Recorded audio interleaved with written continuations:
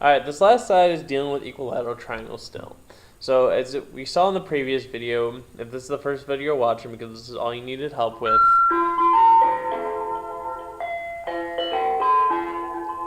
we went over this rule. We knew that equilateral triangles have 3 equal sides. Not only do they have 3 equal sides, all 3 of their angles are equal.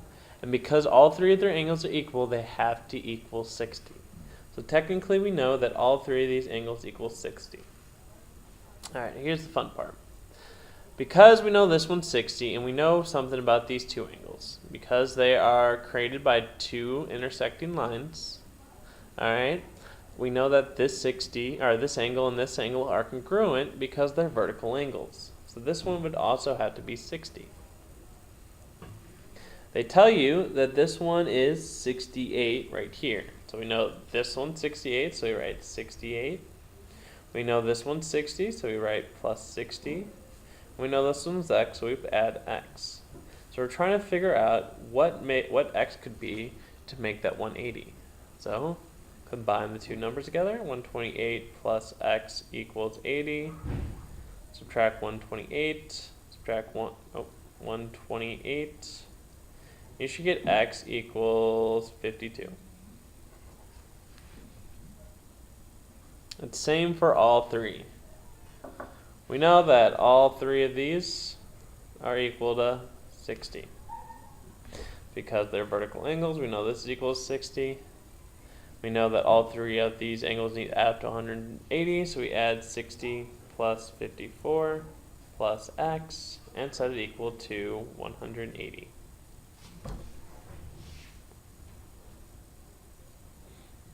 Then we add combine like terms. This becomes 114 plus x equals 180.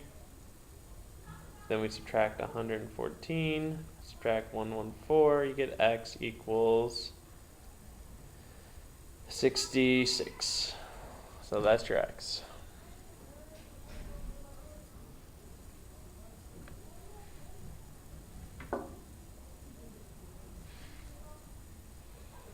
Alright, 60 is all around.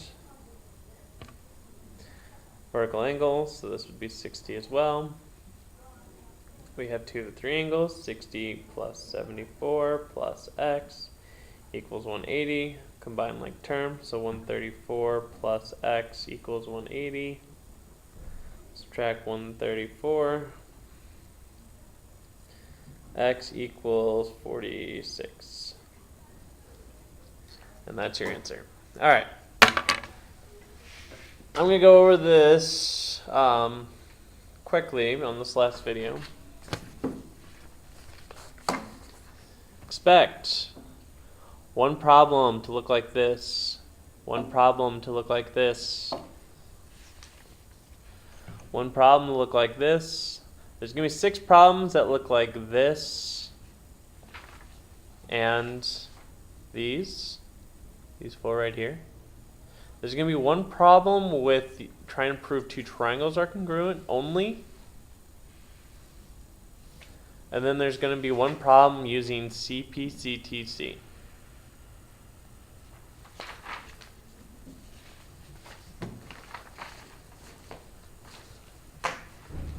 There's going to be one problem where you're going to have to solve for x and y.